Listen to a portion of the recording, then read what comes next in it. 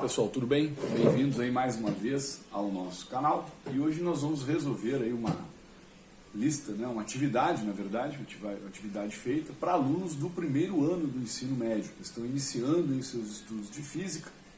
E eu vou mostrar para vocês aí uma série de questionamentos que têm surgido, né, nos exercícios. E eu fiz isso como uma forma de uma atividade para uma turma minha. Então vamos, né, aproveitar para tentar resolver essas questões aí com vocês, ok? Então vamos lá, olha só. A primeira questão, ela é uma questão bem contextualizada, né, fala sobre o lançamento da rover, né, para Marte, e depois de você ler todo o enunciado, você chega a uma pergunta, né, que diz assim: é correto afirmar que 55,6 milhões de quilômetros em notação científica correspondem a... Então, olha só, o que são 55,6 milhões de quilômetros em notação científica? Ora, milhões corresponde a 10 na sexta. Então, 55,6 vezes 10 elevado a 6 quilômetros. Mas lembra, a gente não pode deixar um número maior do que 10, né, na notação científica. Lembra que a regra é um número de 1 a 10, né, entre 1 e 10. Então, o que nós vamos ter aqui? Vamos andar uma vez com a vírgula, então andamos uma vez com a vírgula e aumentamos o expoente. Então você teria como resposta 5,56 vezes 10 elevado a 7 quilômetros. Tá? Então é uma questão bastante tranquila para ser resolvida. Uma segunda questão diz o seguinte, né, que informa que um nanômetro corresponde a 10 elevado a menos 9 metros. E aí você tem um determinado número de quadrados, né, dispostos de tal maneira que o comprimento entre eles, né, o comprimento de todos eles, deu 1 centímetro. E que cada quadrado desses tem uma área de 64 nanômetros ao quadrado. Ora, se eles são quadrados, a gente sabe que a área do quadrado, né, é lado ao quadrado. Mas se você tem a área, basta tirar a raiz quadrada, que você vai encontrar o tamanho do lado. Então, ou seja, se a área é 64 nanômetros quadrados, o lado vai ser de 8 nanômetros. Ou seja, o lado corresponde a 8 vezes 10 elevado a menos 9 metros. Ora, pessoal, se cada pedacinho desses aqui, corresponde a 8 vezes 10 elevado a menos 9 metros, e tudo isso daqui tem 1 centímetro, então quantos quadrados eu vou ter? Ora, é simples, né? 1 centímetro é o total, e ele vai corresponder a um determinado número de quadrados, onde cada pedaço vale 8 vezes 10 a menos 9. Bom, só que eu tenho aqui centímetros e aqui eu tenho metros, então eu tenho que transformar o centímetro para metro. Então eu tenho 1 vezes 10 elevado a menos 2 metros, que é tudo isso, vai corresponder a n quadrados, que tem um lado de 8 vezes 10 elevado a menos 9 metros. Como eu quero isolar o n, então 1 vezes 10 a menos 2, 8 vezes 10 a menos 9 passa dividindo, e quando você faz essa continha vai dar 1,25 vezes 10 na sexta quadradinhos. Então 1,25 vezes 10 na sexta quadradinhos você vai ter dispostos em 1 centímetro, né, onde cada quadrado tem 8 vezes 10 elevado a menos 9 metros de lado. Ok? Bom, depois na questão 3, né, ele fala que a nossa galáxia faz parte de um superaglomerado que tem uma massa de 10 elevado a 17 estrelas, semelhantes ao Sol. Então, ou seja, 10 elevado a 17 vezes a massa do Sol. Então ele dá a massa do Sol, 2 vezes 10 a 30 quilogramas. Então a massa total, né, que você teria aí dessa região vai dar 2 vezes 10 elevado a 47 quilogramas. Pronto, então isso aqui é uma informação que a gente tem do início do problema, né, onde fala desse superaglomerado. Depois ele fala da massa do neutrino, né, que o pessoal da física descobriu aí a massa da menor partícula, né, que seria um neutrino, que deu 4 vezes 10 elevado a menos 33 gramas. Mas olha só, aqui nós já estamos trabalhando em quilogramas. Então o que eu vou fazer? Eu vou dividir por 1000, e aí eu vou ter a massa do neutrino em quilogramas, ou seja, 4 vezes 10 a menos 36 quilogramas. E aí ele pergunta, né, quantas vezes, né, você tem que a massa dessa galáxia é maior do que a massa do neutrino, ou seja, uma das maiores estruturas, né, em relação à menor estrutura. Então nós vamos dividir um valor pelo outro. Então dividimos 2 vezes 10 elevado a 47 por 4 vezes 10 a menos 36. 2 dividido por 4 dá 0,5. E aqui você vai ter 83, né? Lembra? Passa para cima com o expoente positivo, soma, vai dar 83. Então você vai ter um x igual a 5 vezes 10 na 82, e aí ele quer a parte aqui da notação, então a resposta 10 elevado a 82. Depois uma questão 4, né? Muito simples também, ele informa para nós aí, né, que o nosso corpo ele possui 3,7 trilhões de células, né, e quer saber qual é a notação científica também, né, a parte da potenciação aqui, né, correspondente a esse 3,7 trilhões de células. Então lembra, 1000 são 3 zeros, milhão são 6 zeros, bilhão são 9 zeros, trilhão são 12 zeros. Então 3,7 vezes 10 elevado a 12 células. Então tiramos o trilhões e entramos com 10 na 12. Então resposta 10 a 12. Tá? Questão aí também bastante tranquila. Depois ele comenta para nós aí que a distância entre o Sol e a Terra é de 150 milhões de quilômetros. E que o raio atômico, né, por exemplo, do caso do enxofre aí no exercício, é de 10 elevado a menos 10 metros. E aí, de novo, ele quer saber quantas vezes a distância entre a Terra e o Sol é maior do que o raio atômico. Então você divide, né? Então vamos de novo. 150 milhões de quilômetros, milhões é 10 na sexta. Quilômetro 10 na nona. E mais 2 vezes que você anda com a vírgula aqui, 10 elevado a 11. Ó. Tá? Bom, então você vai fazer 1,5 vezes 10 na 11 dividido por 10 elevado a menos 10. E aí você vai ter então a resposta, né? 1,5 vezes 10 elevado a 21. De novo, ele queria só a parte da potência, né? Da potenciação aqui, 10 elevado a 21. Então, uma questão também bastante tranquila. Questão 6, uma questão conceitual, né? Uma questão que você precisava saber informações sobre grandezas escalares e vetoriais. Então ele coloca assim: grandezas escalares são aquelas que ficam totalmente definidas utilizando um número e uma unidade medida. E depois ele coloca: grandezas vetoriais necessitam, para sua perfeita caracterização, de uma representação mais precisa. Então, elas, além do valor numérico, né, que mostra a intensidade, a necessidade da direção e sentido. E aí ele pede que, respectivamente, você diga, né, duas grandezas que sejam escalares e vetoriais, respectivamente. Das escalares, no primeiro momento, ele coloca, né, tempo, temperatura, volume. Do segundo lado, ele coloca velocidade e campo magnético. Dessas são que a gente pode corresponder, que sejam corretamente. Então, ou seja, a resposta vai ser escalar, temperatura e velocidade vetorial. Né? É a única alternativa que dá essa condição. Depois, na questão 7, também uma questão para você tratar grandezas físicas, escalares e vetoriais.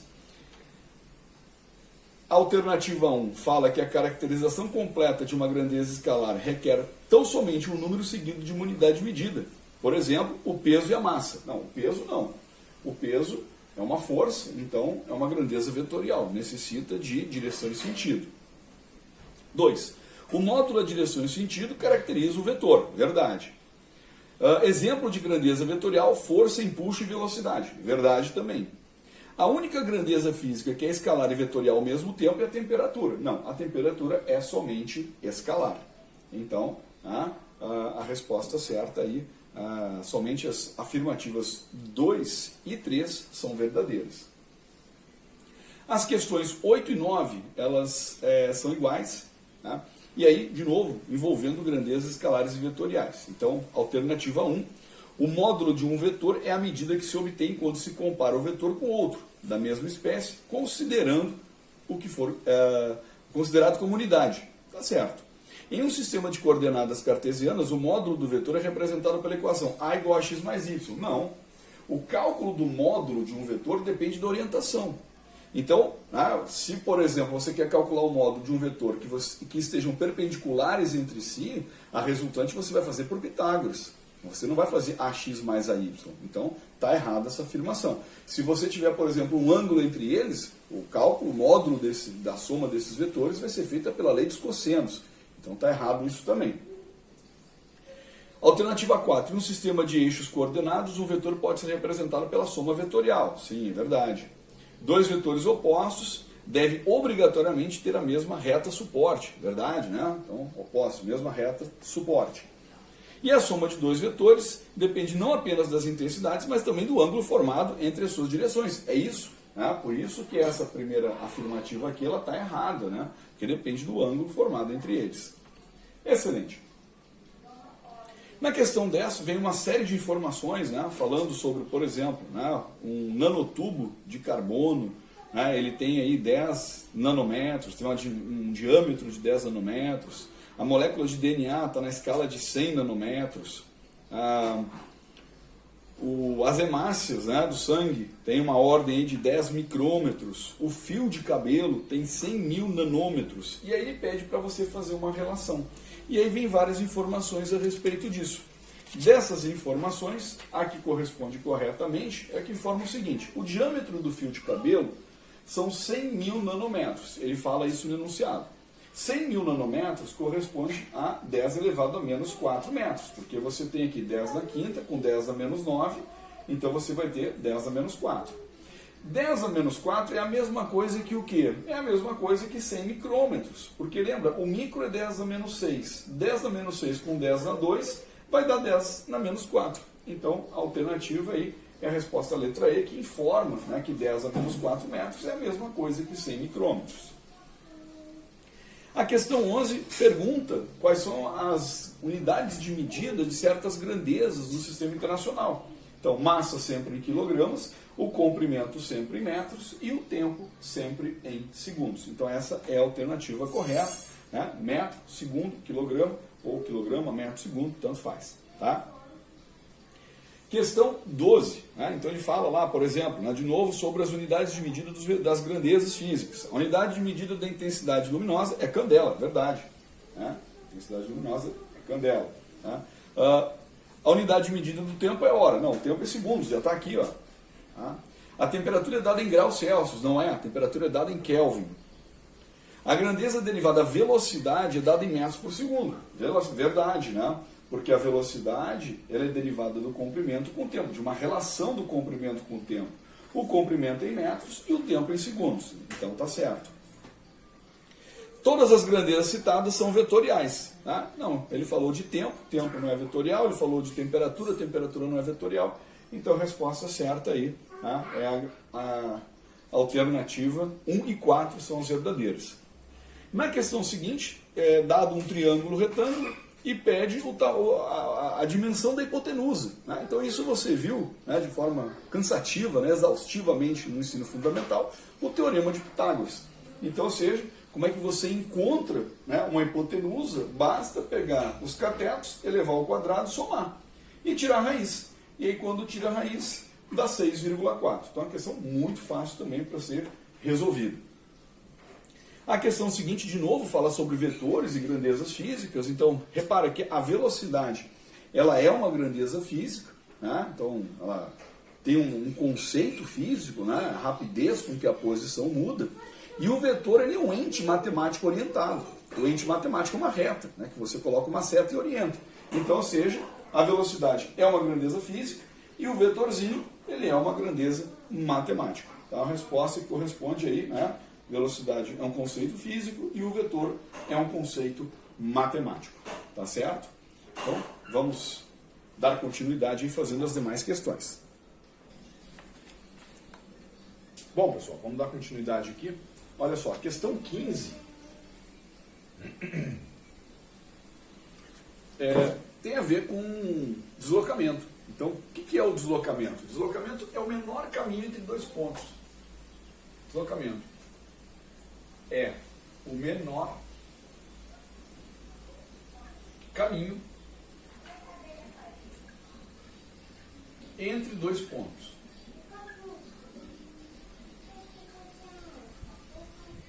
Então, o que acontece? Por mais que você se movimente,